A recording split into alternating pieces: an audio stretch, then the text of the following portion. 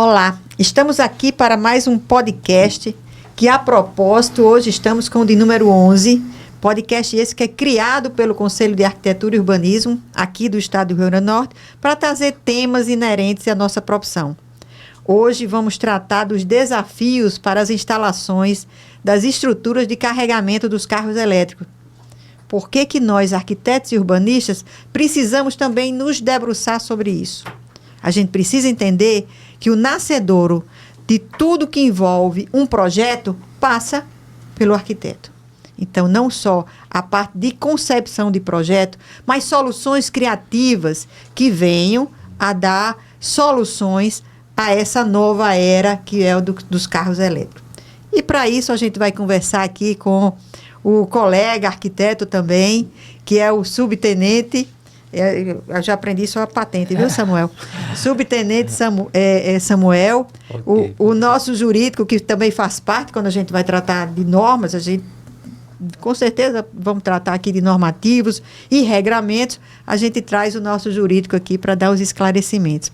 E do outro lado está exatamente aquele que lida com o dia a dia dos condomínios, que é Igor, que é administrador de condomínio, e ele sabe como isso aí está repercutindo nessa estrutura existente que, como eu disse, a gente tem que ser criativo para aquilo que já existe, para aquilo que a gente vai criar a partir de um novo projeto. Então, o tema é esse.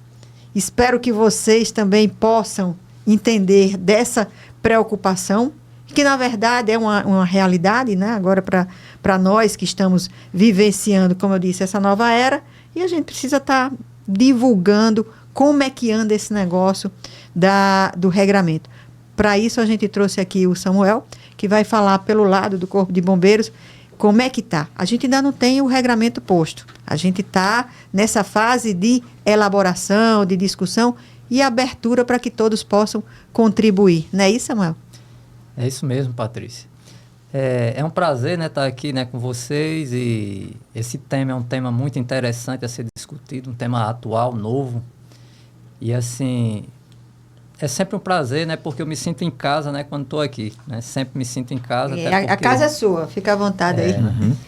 E esse tema, né, é um tema que a gente tem discutido bastante, a nível nacional até. É importante que se diga, pois é. Eu estou aqui... de certa forma representando, né, o Tenente John, né, que ele faz parte da comissão nacional que está discutindo sobre toda essa questão de carros elétricos, mas de modo geral existe uma diretriz que está sendo montada a nível nacional e essa diretriz ela vai servir de base para toda a legislação estadual. Então todos os estados, depois dessa diretriz, que provavelmente sairá agora no segundo semestre, todos os estados tomarão ela como base e farão sua legislação conforme a necessidade de cada estado. Então, o que você está dizendo é o seguinte, existe uma discussão interna do Corpo de Bombeiros. Nacionalmente, eu acho que ele tem que ser o protagonista disso, porque, afinal de contas, a gente está falando de um uso que pode impactar na questão da prevenção e combate a incêndio. Então, precisa ter um regramento próprio. Eu venho conversando muito sobre isso com o Dr. Hector. A gente tem muita matéria, né, Hector? Já tem muita coisa, o pessoal já falando como é que pode ser e o que é que isso vai impactar. Exatamente. E decisões judiciais, inclusive. Hoje, pelo que a gente andou analisando e verificando, se concentra bastante nas questões condominiais, certo? Hoje, o que está causando mais demandas judiciais com relação a carros elétricos, possibilidades, está indo para o judiciário resolver, justamente por essa ausência de norma. Essa ausência de norma que regulamenta, não temos hoje, então está indo para o judiciário resolver essas questões e impacta diretamente nos condomínios. São o público onde está tendo mais necessidade imediata de se resolver essa questão de permissão ou não permissão de instalações de carregamentos de veículos elétricos. E eu até diria, Hector, que é o público mais vulnerável que tem. Por quê? Quando você trata de um residencial de vários pavimentos, o residencial é para ser um edifício onde não se cobre tanta das coisas quanto vai se cobrar no comercial. Não faria sentido se cobrar no residencial algo a mais do que se cobra no industrial, no comercial ou qualquer outro tipo de ocupação. E diante disso fica um pouco mais vulnerável. E quando você pensa em casas, de modo geral, quando o Corpo de Bombeiros ele não tem acesso, né? Não tem acesso, legalmente, né, o Corpo de Bombeiros ele não pode colocar nada ali, porque é sua casa. E é ali onde vai ficar mais vulnerável quando se fala de carro elétrico, né? Então, quem está fazendo as instalações... Exatamente. Esses condomínios hoje, e os condomínios que são ditos condomínios fechados, que são casas de uma área maior e, consequentemente, o número de carros também é bem maior. E como é que vai... Aí é aquela coisa. Eu vou colocar para mim uma estrutura que me dê segurança, porque ali eu estou pensando principalmente na minha família, porque são os mais atingidos, já que o meu imóvel, numa situação dessa de condomínio, ele já tem um afastamento considerável. Então, é um problema muito meu. E eu tenho que puxar isso para mim, para entender que eu também preciso me enquadrar, apesar, como o subtenente está dizendo. Não é obrigatório, mas pensa aí, reflete aí. Né? Exatamente. E onde é que a gente vai conseguir promover essa segurança necessária? Tanto nos prédios e edifícios, quanto nas residências unifamiliares. É através de planejamento e através de projetos de arquitetura que tragam essa segurança para as famílias, seja isoladamente ou seja na comunidade. O arquiteto pode ser o vetor disso aí, bem dito, viu? Ele pode orientar. Né? Exatamente. Ele pode orientar, porque já que ele se debruça sobre uma norma que atinge o todo, ele pode dizer que na célula individual aquela regra também pode ser aplicada. E aí, só para eu introduzir aqui também para a questão condominial, vem aquele negócio que a gente estava falando aqui, o entendimento. Né? Porque para eu entender que eu preciso colocar na minha casa é uma coisa, mas para eu entender que quando eu disponho dessa estrutura dentro de um condomínio, eu tenho que pensar no todo. Ali é que está, ainda mais um condomínio com um número alto de unidades. Não é isso, Igor? Isso.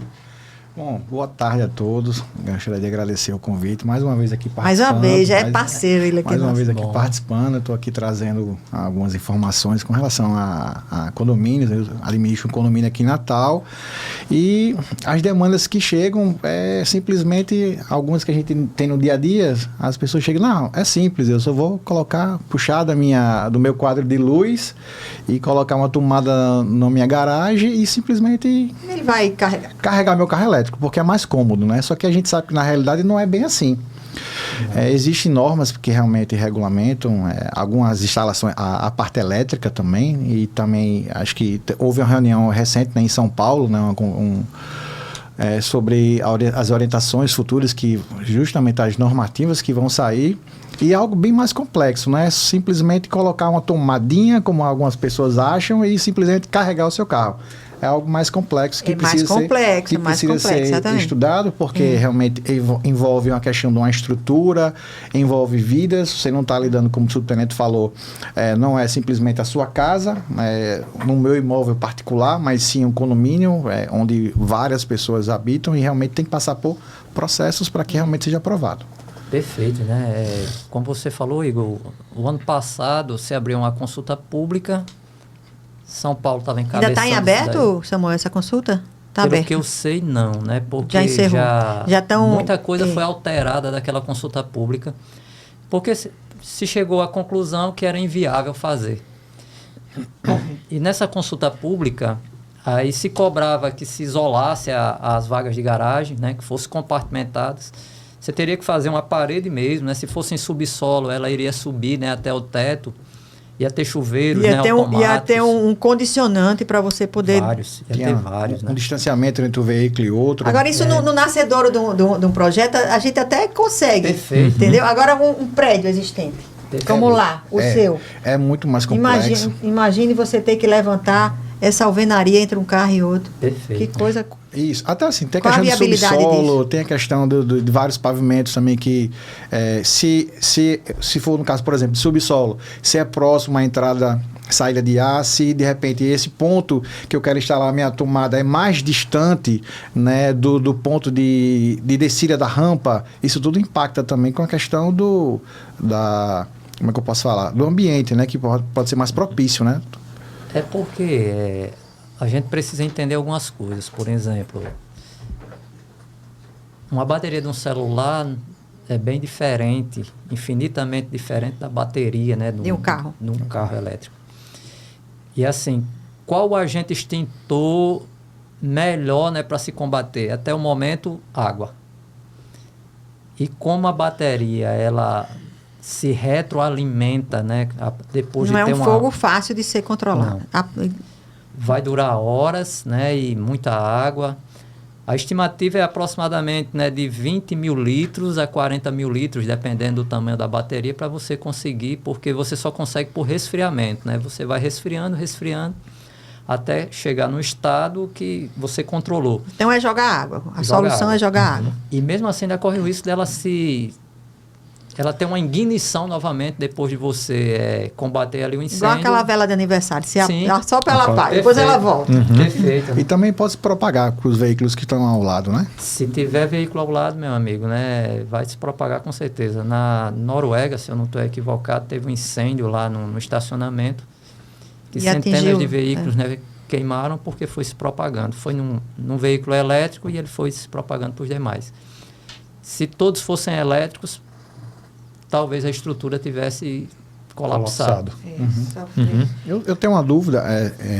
Nesse meio que a gente vai estudando muitas informações, eu escutei alguns prestadores de serviço informando que existem dois, hoje, fora né, a questão da água, do combate, né, do incêndio, existe uma manta, né? Uma manta que você coloca por cima do veículo, Sim. que dependendo do tipo da manta, ela pode ser utilizada uma vez ou existe outro Agora tipo de essa manta é para depois. Depois de controlar o incêndio. Perfeito, né? A manta, ela não serve como um agente extintor, né? Entendi. Você joga água e aí você vai começar a resfriar, porque até o momento, né, as baterias de íon lítio, né, que são as baterias dos carros elétricos, elas é por resfriamento. E aí o que acontece? Depois de resfriar, aí você vai usar a manta para tentar controlar aquela temperatura.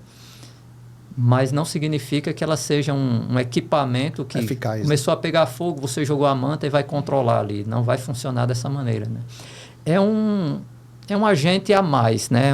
É um equipamento que você está usando a mais. A nível de mundo, não só aqui no Brasil, mas o pessoal está fazendo vários experimentos para ver qual será a melhor solução. Já estão usando espuma, estão usando outros equipamentos, né? Mas até o momento a água é que é o agente extintor que tem resolvido, né, o problema de aí você veja, tem vários agentes aí envolvidos. Por isso que chegou no judiciário, não é? Exatamente. Gerou uma controvérsia. Eu quero colocar, como o Igor falou, quero colocar minha tomada para alimentar meu carro. Mas o condomínio tem energia suficiente para isso aí? E qual o tipo de equipamento? Que tipo de extintor é esse? A discussão foi essa, não foi, Hector? Eu analisei o processo judicial, que foi até no TJ de Pernambuco, e além de outras questões legais com relação ao condomínio, quórum e esse tipo de coisa... Sim, foi observado isso também, Igor. Que a decisão tinha sido respaldada pelo quórum de 2/3. Exatamente. O que pesou também foi a questão da segurança, certo? Que era justamente um proprietário que queria instalar o ponto. E viram que não tinha uma análise técnica se no ambiente, nas estruturas, algumas proximidades com alguns objetos lá do condomínio, que pudesse dizer, não, aqui pode sim ser instalado um ponto de carregamento elétrico. A decisão judicial falava bastante em segurança. Então, não era só a questão da carga, também foi abordada a questão da carga, que precisaria, mas também foi abordada muita coisa com relação à segurança do entorno que tem ali, que não tem um laudo que dissesse, não, aqui é possível, justamente por essa ausência esse vácuo, a decisão legal. Foi nesse sentido. Então, foi nesse sentido.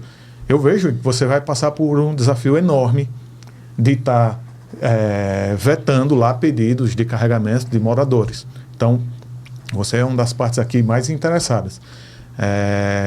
Eu pergunto, até como subtenente arquiteto, e você também, Patrícia, como arquiteta atuante, teríamos vocês, arquitetos, normas que a gente pudesse, orientações que pudesse propiciar a Igor, assim, alguma algum cuidado que deve ter, porque vão querer instalar. Inevitavelmente, hoje já deve ter alguns prédios que têm instalado. E que já instalaram. Que já instalaram. Não é fato. Né? Porque antes do início dessa discussão toda, os carros foram chegando e as pessoas foram sentindo Exato. a necessidade. E a partir daí, e aí é que está a temeridade. Porque foram instalados como, entendeu? Quem fez essa instalação, quem é o responsável técnico por esse tipo de instalação, Exato. porque isso também Eu surge. posso falar um pouco mais de propriedade, porque assim, eu estou vivenciando esse lado, né?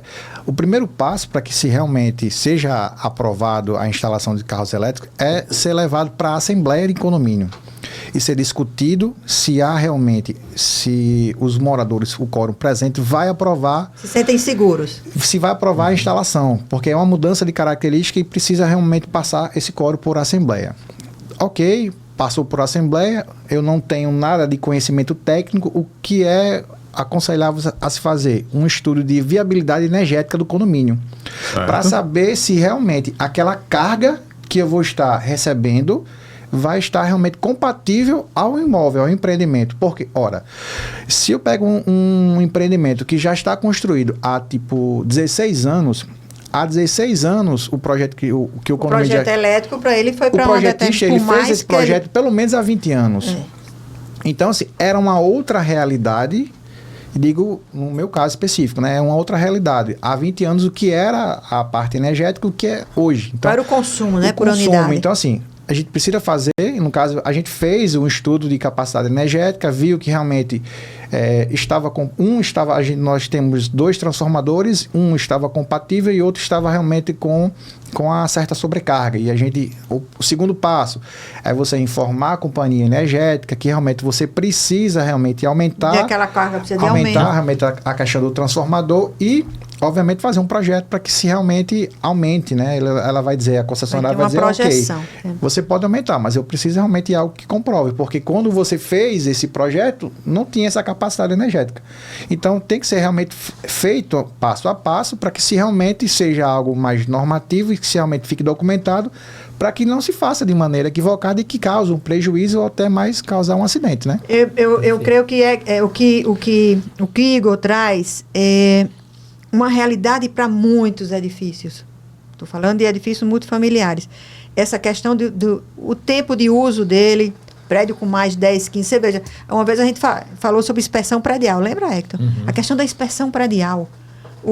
Como isso não é tão praticado como deveria ser.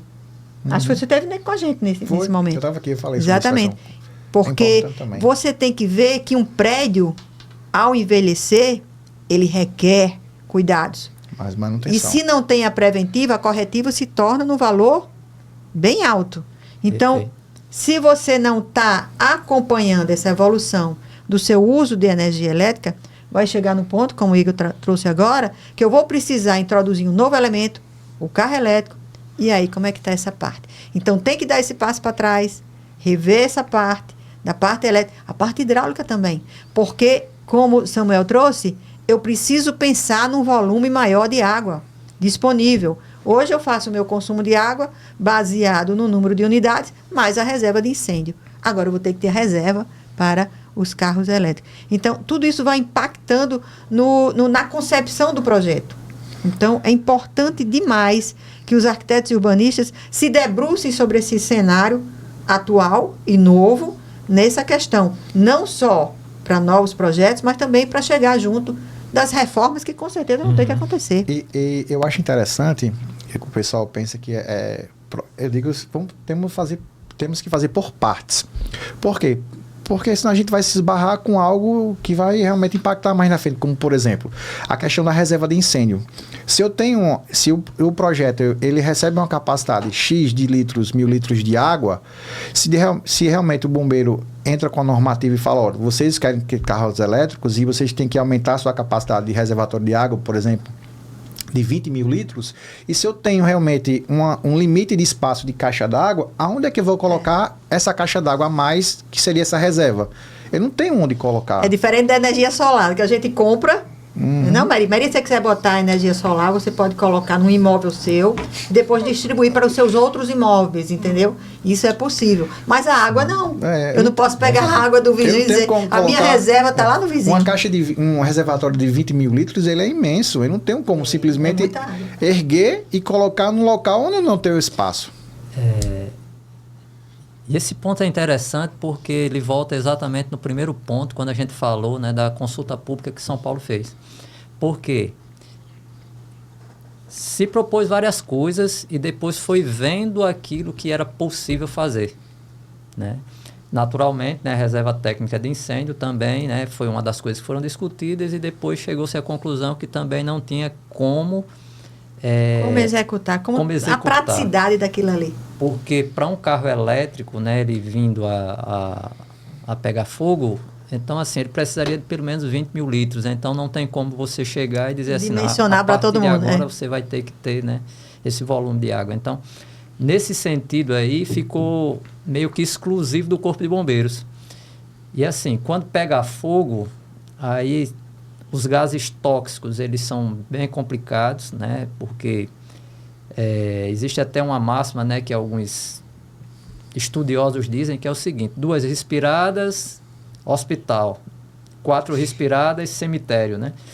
Porque ali é monóxido de carbono, né? Produto químico. Impactante. É HCN, né? Então são produtos que são bem... Isso nos carros elétricos. Carros elétricos, na bateria. Na bateria. É o componente, né? O componente que... Os gases que ela vai emitir ali, depois dela entrar, né, numa fuga elétrica, né, que ela começar a pegar fogo, então os gases ali, qualquer ser humano sem nenhuma proteção, ele está colocando a vida dele totalmente em risco. E quem tiver ali...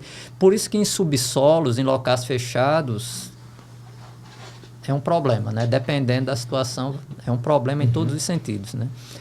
Quando é ao ar livre, então, se pegou, então, você isola, se afasta e aí deixa o ar, né? E esses gases, eles têm odor? Não, né? Eu creio que não. Eles então, não têm você odor, tá né? Lá inalando e nem está realmente percebendo. Eu não fiz um estudo, né, mais profundo com relação aos gases, porque são vários. Talvez alguns deles tenham odor, né? Mas de modo geral, não tem. Mas as sequelas são bem catastróficas, né? Você tem aí, né, monóxido de carbono, você tem o HCN, você tem CO2, né? Você tem CO, né, que é o monóxido de carbono. Então, são vários componentes ali, boa parte deles inflamáveis, como hidrogênio, e outros bem tóxicos.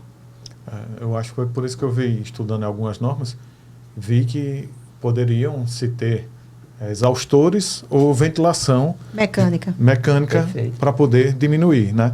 Então, isso passa por uma prevenção, caso venha a ocorrer. Perfeito. Ou seja, seria bom que todos, mesmo sem norma hoje que esteja vigente... Por falar nisso, os chuveiros automáticos, você também me disse que também está como uma das opções. Eu vou chamar de opções porque é uma norma ainda que ainda precisa ser devidamente regulamentada. Os chuveiros automáticos, hoje, eles existem nas garagens, não é isso? Mas eles têm digamos assim, um espaçamento, ele é dimensionado de acordo com aquela área. Ele não é pontual. Não é pontual. Tem uma distância, né, que ele vai atender ali. Dependendo da ocupação, aí vai ser 12 metros quadrados, 20 metros quadrados, porque cada bico ele tem uma área... Depende também do tipo de edificação, essas coisas, Exato, né? Mas... a ocupação, tipo de ocupação. Aí, com a chegada dos carros elétricos, se pensa que o ideal seria... Esse dimensionamento poderia... Eu nem diria um para cada, sabe, Hector? Porque aquilo ali é um equipamento caro. Eu acredito. Exatamente. Caro. Não é? Só que a gente tem... Igor que lida com a manutenção disso aí. É um equipamento caro, porque você não vai fazer só para uma área pequena, você vai fazer para toda a parte do residencial, né? Que vai abranger dependendo do subsolo, térreo, primeiro andar. E a gente entra em outro dilema agora. Qual é o dilema? É que residencial, quando eu falo vertical, né? Não se cobra chuveiros automáticos só a partir de 100 metros. Para os imóveis, não é? Talvez essa metragem precise ser repensada, né? E aí 80 metros se cobra quando você... Porque tem a exigência das 2 escadas, né? Pela legislação atual hoje. Então, se você não conseguiu executar as 2 escadas, aí uma das opções é você substituir usando o chuveiro automático. Mas como cobrança mesmo, você só precisaria para um residencial de chuveiros automáticos a partir de 100 metros. Então, o que acontece? De modo geral, como a gente já falou aqui, volta àquela questão. Condomínios residenciais ou condomínios horizontais são as edificações mais vulneráveis quando se fala de carros elétricos. Porque aí você não tem como fiscalizar o profissional que vai fazer ali, né, a instalação. Não tem nenhum tipo de proteção, não tem extintor, não tem nada ali. E se pegar fogo, então assim, como é que vai se combater? Você vai ter que chamar o bombeiro, todo mundo se afastar devido aos gases que tem ali. E você vai torcer para que o bombeiro chegue, né, o mais rápido possível para começar a conter. E esse incêndio, geralmente, é um incêndio que dura muitas horas, né? Então, não é um incêndio que você apaga como num carro convencional. Carro convencional você consegue apagar, né, em 30 minutos, 40 minutos, 1 hora, né? Talvez um pouco mais. Já o carro elétrico, devido à bateria, pode levar horas, né? E quando eu falo são horas mesmo, né? 5, 6, 7 horas, né? Então, muitas horas ali para você tentar conter aquele fogo ali. Eu creio que a gente está num momento muito propício para a gente discutir essas coisas. Porque, veja, a gente está falando de uma nova realidade. Então, com o tempo, com o envelhecimento desses carros, aí sim, porque, por exemplo, vamos partir para os nossos celulares. Chega um tempo que ele não tem mais um rendimento, a bateria dele começa a dar problema. Tem caso de celular que pega fogo. Sim. Então, a gente está pensando, creio eu, com antecedência. Sim. Com antecedência. Um incêndio agora seria uma coisa fora da curva, fora do... Né, eu estou falando de carros muito novos. Sim. Pelo menos aqui no Brasil, principalmente Natal, um dia desse a gente contava... Agora não. A fábrica chegou, a revendedora chegou, então começa aquele comércio a ser mais incentivado. Sim. E é um carro que vai circular não só na sua parte residencial. Ele vai entrar no subsolo de um hospital, ele vai ser estacionado num ambiente escolar. Então, tudo isso tem, né, Samuel? A bateria no celular, né, quando a gente olha, ela é só uma célula ali, grande, né, mas é só uma célula. Então, assim, pegou fogo, então é fácil de você conter ali, né, se não tiver... Nada que possa propagar, né? Exato, né? Já quando você pensa no carro elétrico, né, então, assim, você tem o pack, né, que aí o pack é o quê? É você pegar várias baterias, né, pequenininhas, vamos falar assim para ficar mais claro, e aí você junta todas essas baterias, faz um né, pacote de bateria. Por isso que é pack, né? E aí você reúne, né, várias e várias, né, daquelas baterias e coloca numa cápsula ali. E aí, quando uma daquela ela tem um tipo de fuga de corrente, né, ali, que ela pega fogo e ela vai passar para outra, que vai passar para outra. E o que é interessante é que ela já tem tudo ali. Ela já tem o combustível e o carburante, né, necessário para pegar fogo. Ela só precisa de uma faísca. E essa faísca pode ser um curto, pode ser uma pancada, pode ser qualquer coisa, né, que venha ocasionar uma fuga de corrente ali e começar a ignição.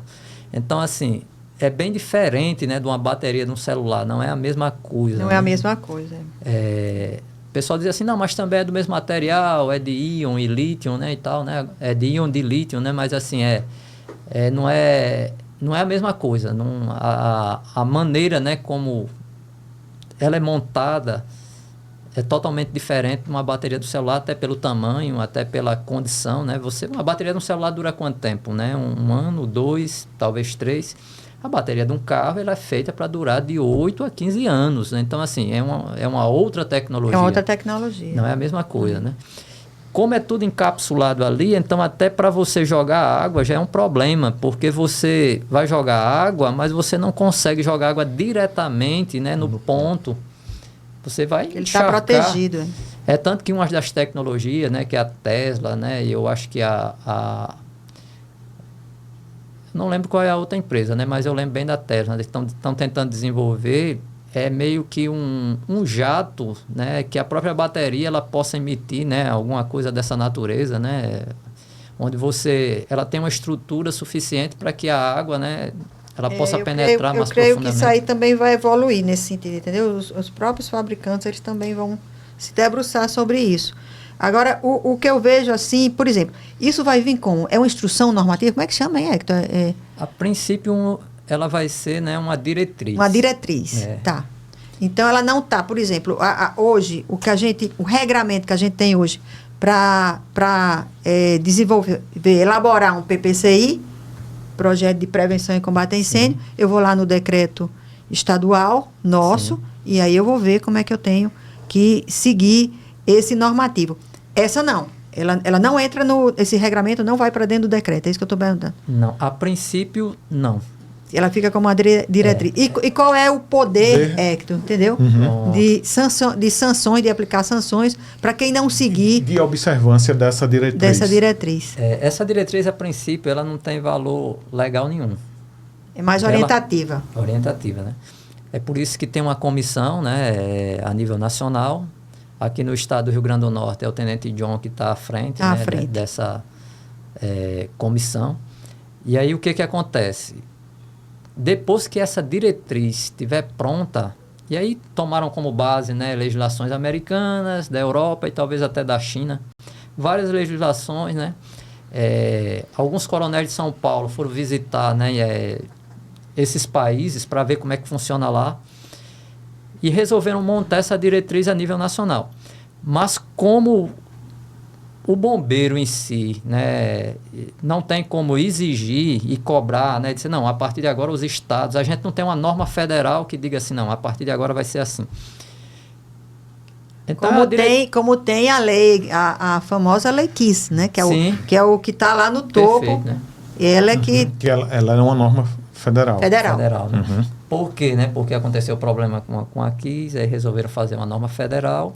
E mesmo assim, aquela norma federal, ela serviu de diretriz para que os estados, né, eles pudessem cada um seguir. se debruce no seu. Porque o grande problema é o seguinte, hoje, aqui o Rio Grande do Norte, de modo geral, a gente está bem no que diz respeito à legislação de combate a incêndio.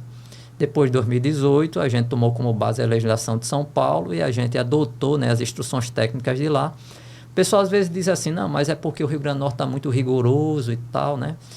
Mas talvez, não é que a gente esteja rigoroso agora, eu vejo que talvez a gente tivesse uma legislação que não atendia de fato a necessidade. Mas tem alguns estados que eles não têm uma legislação tão eficiente assim, né? Uma legislação bem ultrapassada, né? Vamos dizer assim. E essa diretriz vai servir de base para isso. Eu acho que isso ajuda muito. Por exemplo, vamos puxar para aqui para o projeto de arquitetura. Para você definir um projeto de arquitetura, tem uma série de regramentos ali que interferem nessa concepção. Essa é uma delas, que precisa ser observado. Então, quanto mais eu possa passar essas orientações, essas informações, para que ele possa assimilar aquilo como o item importante no seu projeto. E aí eu não vou só, como eu disse, não é só uma questão... Porque o nascedouro de um projeto, eu estou com tudo em aberto. Eu vou pegar todo aquele normativo e vou jogar ali. Daquilo que eu vier a criar em relação àquele espaço, eu vou ter um molde relacionado a esse normativo. Mas aí é o caso de Igor, uma situação existente, está chegando esse mundo novo, a regra para ele é orientativa, mas ao mesmo tempo ela precisa ser imperativa para poder dar a devida segurança. Senão vamos tudo para o judiciário, como é que tu falou? Exato. Né? Vamos tudo chegar lá.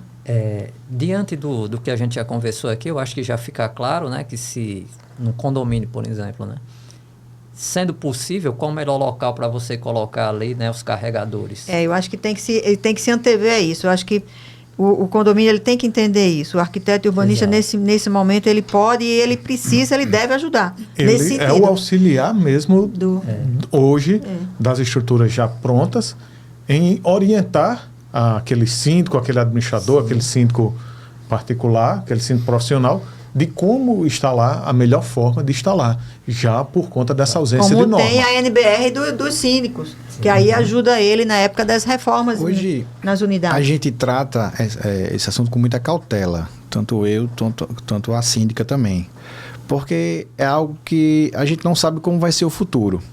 A gente consegue resolver de imediato problemas elétricos, tipo com a concessionária, a gente consegue mudar o transformador, Com a gente coro consegue do readequar condomínio. com o projeto elétrico, a gente consegue fazer tudo isso de antemão mais prático. Mas a gente não sabe como vai ser a questão do sistema de combate a incêndio. Será que como eu como gestor, eu tenho que prever os custos que eu vou ter futuramente com isso? Porque não é simplesmente chegar e aprovar. De repente eu tenho que fazer uma que isso vai readequação. impactar? Eu tenho que fazer uma readequação grande no empreendimento e talvez não, essa readequação vai me gerar um custo. E Essa esse conta custo, vai para quem? e obviamente esse custo vai ser gerado para todos os condôminos, né? Então, às vezes, eu nem tenho um carro Nem elétrico. tenho pretensão de ter e um não carro. tenho pretensão, mas eu vou ter que realmente me readequar. Então, assim, O coletivo. a nossa Tem essas preocupação coisas. é mais essa. E assim, a gente vê que realmente alguns condôminos, não só onde eu administro, mas eu converso também com outros colegas, que realmente existe essa insatisfação pensando que vamos colocar logo que é prático. Tudo bem, é prático no sentido de que a parte elétrica, mas a gente não sabe como vai ser o futuro. A gente não sabe como vai ser realmente as normativas que vão sair. Não é algo que simplesmente a gente fala de um prédio que já está construído há muitos anos. Será que vai precisar readequar a questão da estrutura? Será que vai precisar, como vai ser a questão do subsolo? Então não é algo que a gente pode fazer precipitado. Tem que ser algo pensado. Eu creio que isso aí poderia ser, já estou pensando aqui, coisa de arquiteto mesmo. Que isso poderia ser digamos assim, hoje tem condomínios que oferta lavagem de carro. Né? Tem condomínio que diz, olha, você é possível, tem um espaço lá que você vai levar seu carro, tem lavagem a seco, enfim, tem opções. Tem condomínio que oferta uma vaga, por exemplo, um idoso que está chegando num transporte, seja Uber, seja táxi, ele poder adentrar para que o idoso ou a pessoa que tenha uma dificuldade possa descer com segurança com suas compras. Tem aquela vaga lá específica. Creio eu que está na hora da gente repensar, e aí vai entrar na questão da legislação urbanística, sim, na questão daquilo que aí já compete ao órgão municipal, que é a CEMURB, que é a disciplina com relação às vagas de garagem. Que vagas de garagem são essas? Vamos ter que fugir do subsolo? É possível, mas já diante de toda digamos assim, essa variedade de situações que eu vou ter que resolver num pacote só, por que eu não vou propiciar determinadas vagas num ambiente, por exemplo, lá na entrada do condomínio, na entrada do condomínio? Vou ter que, entendeu? Eu vou procurar soluções que atinjam todo e não particularize. Talvez seja assim, sabe, Samuel? Sim. Porque se eu for pensar célula por célula, é como Igor está trazendo. Já pensou se as 80 unidades lá, ele precisar para cada uma delas? Olha a complexidade disso. E fora também, porque assim, por exemplo, no meu caso específico, eu não tenho vaga rotativa interna. E vaga rotativa. Eu não tenho vaga rotativa. Que então, possa direcionar para isso. Isso, por exemplo, sai uma normativa do bombeiro e falou, no subsolo não pode colocar, é só um exemplo, sim, não se pode colocar carro elétrico.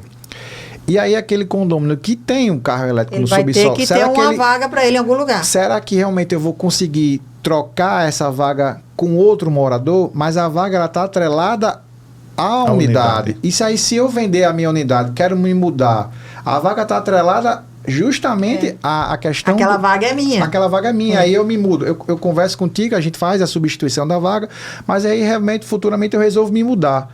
Só que aquela vaga está atrelada à unidade. Vai junto, hein? E aí eu tenho um custo para fazer aquela operação de instalar o carro elétrico, de fazer a instalação elétrica. Então, como vai ser essa parte futura? Então, é isso que a gente tem que ter cautela de realmente para tomar uma decisão assertiva. Que é por isso, né, que o Corpo de Bombeiros, a princípio, né, a comissão a nível nacional, eles começaram pensando em muitas coisas, chuveiros, compartimentando, né, extintores e tal. É um modelo diferenciado, aliás, né? O extintor tem que... Exato. Não é aquele extintor que a gente vê nos corredores do... E aí, a princípio, o que acontece, né? Existe, né, o ideal e existe, né... A viabilidade do ideal. E se chegou a uma conclusão, partindo, eu creio, até do próprio São Paulo, onde o metro quadrado é muito caro, e aí se tornou inviável essas adequações. E aí, naturalmente, né, começou uma flexibilização, né, do que estava sendo exigido nessa consulta pública, para que se chegasse no meio termo ali.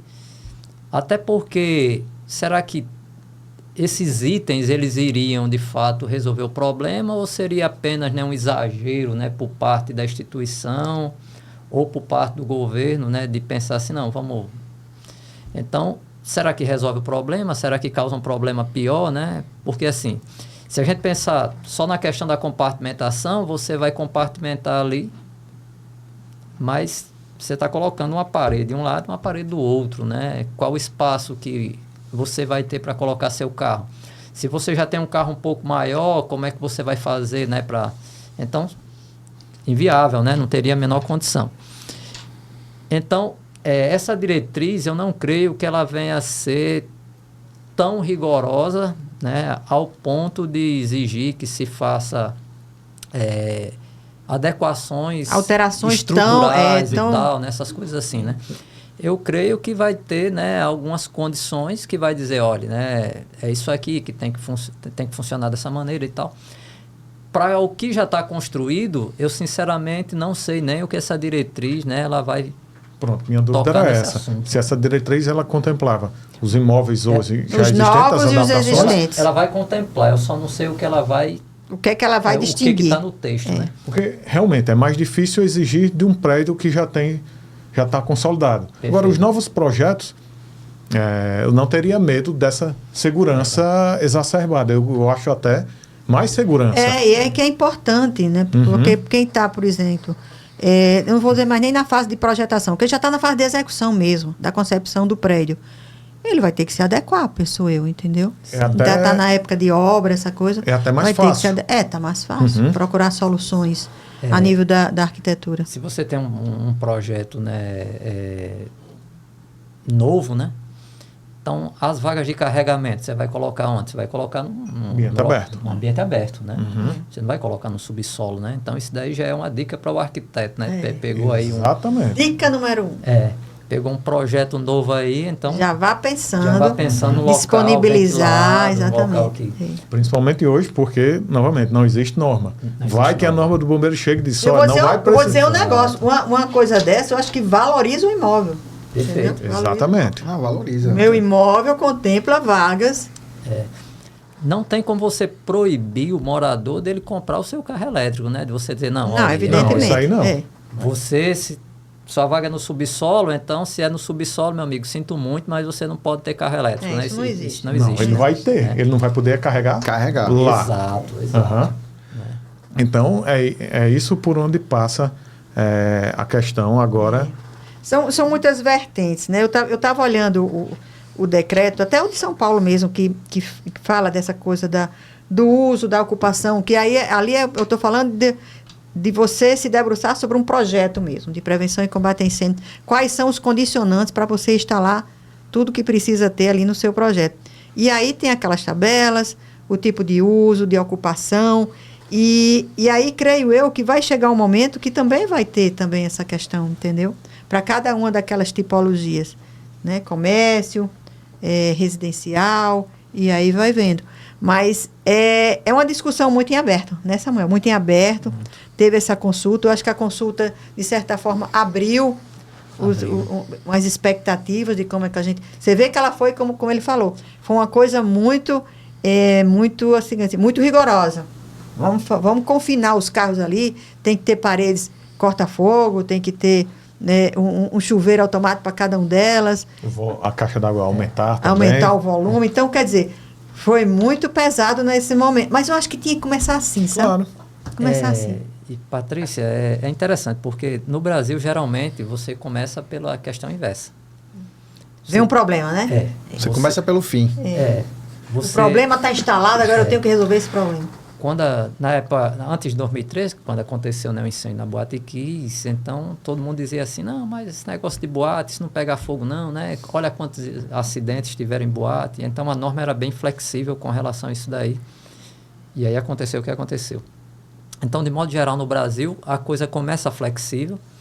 Todo mundo diz que não necessita daquilo ali, porque nunca aconteceu nenhum incêndio e tal, né? E depois, quando acontece alguma coisa, aí você vai... Essa norma, ela já começou o contrário. Ela começou muito restritiva e depois ela foi discutindo, né, com vários órgãos e começou aí abrindo para chegar até um denominador comum e dizer, peraí, né, vamos chegar a uma situação razoável, né? Até a nível de mundo, né? Olhando para outros países que estão mais evoluídos, que já vendem, né, carros elétricos, né, há muito tempo. Já deve ter um número desenvolveram- considerável circulando. já desenvolveram, né, outras tecnologias. Então, assim, a gente... É importante buscar esses paradigmas, é importante, né? Porque a gente está começando agora. Estamos começando agora. Estamos né? começando agora. E que bom que teve essa reunião do Corpo de Bombeiros, representante de todos os estados, e que bom que está, digamos assim, procurando amoldar para um futuro mais, como é que tu disse, buscando a segurança. Que a gente não vai buscar a segurança jurídica, a gente busca através desses normativos, quando que a gente vai se debruçar na hora de elaborar um projeto de arquitetura ou fazer uma reforma num determinado imóvel. E, às vezes, né, a situação quanto ao Corpo de Bombeiros é uma situação um pouco espinhosa, porque a gente é o órgão que é encarregado de cobrar ali, de dizer, né, não pode, né, cuidado com isso, cuidado com aquilo. E, naturalmente, quem vende, né, um produto, seja ele qual for, só se ele não se for um produto de combate a incêndio, porque ele vai estar abraçado com a gente, né? Não, é para cobrar mesmo, né? Esse sprinkler tem que ser normatizado. Venda meu produto. Venda meu produto, né? Cobre assim, né? A sua vistoria tem que cobrar, porque aí ele quer vender o seu produto, né? Mas, de modo geral, quem está vendendo, por exemplo, um carro elétrico, ele não vai gostar muito, né, da situação, né, do bombeiro quando ele começa, né, a dizer, não, olha, os parâmetros são esses e tal. Se torna rigoroso, ele vai reclamar, né? Se fica flexível demais, então a gente pode... Não atingir o fim, a finalidade. Exato, né? E pode acontecer um acidente, um problema, né, mais sério, e aí as pessoas podem ser responsabilizadas. Eu acho que é um por tema isso. aberto, eu acho que Maria ainda vai falar sobre isso, viu? A gente ainda vai... Vamos esperar essa norma sair, essa diretriz. Estou bem ansioso para que ela saia, viu? Segundo semestre agora, né? Pra que E possa aí a gente orientar traz ele mais. de novo, viu, Pra Igor? que- Aí a gente já vem com as perguntas Para prontas. me orientar mais, porque é um pouco muito delicado, né? delicado. Porque quem compra um carro elétrico, obviamente, quer a sua praticidade de chegar E ter ter a disponibilidade de você abastecer no seu imóvel do que você precisar sair, se deslocar para abastecer em outros locais. Então, assim, eu até entendo a insatisfação dos condôminos de um modo geral, mas a gente tem que tratar realmente esse tema com uma certa cautela. Pensando no coletivo, exatamente. Não pensando no hoje, de que vamos liberar a parte elétrica, mas tá, e depois? Aí às vezes até escuto, não, depois é outra coisa, vamos resolver uma coisa por vez. Mas a gente pode se deparar com algo que realmente pode ser mais complexo de se resolver. Então vamos lá, vamos ver se a gente faz um fechamento sucinto. E aí, Hector, o que é que a gente tira disso aqui? Vamos lá. Eu consegui tirar alguma coisa assim, que independente de hoje ter norma ou não, é um equipamento que vai ser demandado, principalmente a você, administrador condominial. E se a comunidade condominial aceitar em deliberação de assembleia, se o potencial de energia for atendido e assim ainda está faltando, ainda está precisando da instalação, procure um profissional. Certo? Procure um profissional para observar o entorno, observar as melhores condições de ambiente, as proximidades de objeto. E, na minha opinião, nada melhor que um profissional arquiteto que vai analisar também todas essas circunstâncias. Não é só o profissional, o engenheiro elétrico, que vai dizer, a energia está ok, mas todo o conjunto... Essa concepção aí de... O conjunto hoje, que está formado pelo imóvel, também tem que ser observado. Tem que ser observado, é verdade. E aí, do ponto de vista do CAL, né, vou falar do CAL, do ponto de vista do CAL é levar informação, procurar os órgãos competentes para dialogar, abrir essa discussão, para que lá na frente a gente já tem uma parceria com o Corpo de Bombeiros, propiciar um espaço de discussão, entendeu, Samuel? Lá dentro do CAL, como a gente já fez, e aí com a norma, com as diretrizes postas, a gente possa dialogar de uma forma bem pontual em relação aos projetos de arquitetura. E aí, Igor, tá satisfeito ou embaralhou aí o juízo? Ficou mais difícil de liberar os carregadores mais fácil, mais difícil. para os proprietários? Na verdade, assim, não é que seja difícil. Eu prefiro que seja algo realmente mais assertivo para evitar problemas futuros. Com certeza. Porque o maior bem é a vida, né? Então a gente tem que concentrar esse maior bem que é a vida. Então, assim, eu estou ansioso que saia realmente essa normativa para que realmente a gente possa ter uma diretriz, um caminho que a gente possa seguir e que não seja um caminho com muitos arrodeios, que seja assertivo para que a gente não gere um custo a mais. É execuível. Não é isso, Samuel? E assim, a diretriz, né, como a gente já comentou aqui, ela vai servir de base para as legislações estaduais. Aí cada estado, de acordo com sua necessidade, vai pegar essa diretriz. A gente estava comentando aqui o que tinha valor legal e o que não tinha valor legal. Essa diretriz não vai ter valor legal a nível de estado, aqui pensando no Rio Grande do Norte, né? A gente precisa criar um documento. Esse documento, né, depois que ele for criado, se tornará, né, provavelmente uma instrução técnica. E essa instrução técnica ela terá um valor legal, né? Tem as NBRs que a pessoa pode usar e tal, né? Mas assim, você é obrigado a usar a NBR? Não, né? Não. A não ser que uma legislação diga que cobre aquela NBR... ali. Como a 9050. Aí ela tem força de lei. 9050, verdade. Aí ela tem força de lei, verdade. Então, o Hector é advogado, né? Conhece, né, bem melhor disso daí do que a gente, né? E assim, fazendo um merchan aqui, né? Claro que é a título de recomendação, porque a diretriz não foi publicada ainda, não existe. Eu já passei até, né, para a Meiriciana, né, algumas recomendações que a gente faz quando se fala... Perfeito, a gente vai divulgar isso, né, Mari? Vamos divulgar. Pronto, né? Que aí, se a pessoa quiser seguir aquelas recomendações, são algumas recomendações a critério de segurança. Para preparar os espaços para que ofereçam segurança e eficiência. A gente só não pode cobrar nada ainda, porque não existe nada ainda normativo, né? Mas a critério de recomendação vai ter lá alguns itens, não são tantos itens assim, mas são alguns itens que podem ser respeitados e tornará um pouco mais seguro. Que bom. É um norte. É um norte. E digamos assim, hoje a gente buscou falar sobre planejamento, segurança e principalmente atualização, essa necessidade constante que os profissionais, de um modo geral, principalmente da arquitetura e urbanismo, eles precisam buscar a atualização em cima dos normativos postos para que a gente possa apresentar cada vez mais projetos, né, com segurança e que atendam a uma comunidade, a um determinado fim. É isso, Mary? Mary, quando ela faz assim é porque, entendeu? Lá vai nosso tempo. Mais uma vez agradecer aqui, Tiago, que organiza esse espaço para nós, e dizer que a gente sempre está aberto a sugestões de temas para que a gente possa desenvolver essas conversas que são meramente informativas, mas também desperta reflexões para aquele arquiteto e urbanista que está preocupado com a sua atuação no mercado. Obrigada a todos vocês. E a propósito, a gente volta aí no próximo momento. Mary vai divulgar o tema, tá? Obrigada, gente. Obrigado. Eu agradeço. Mary...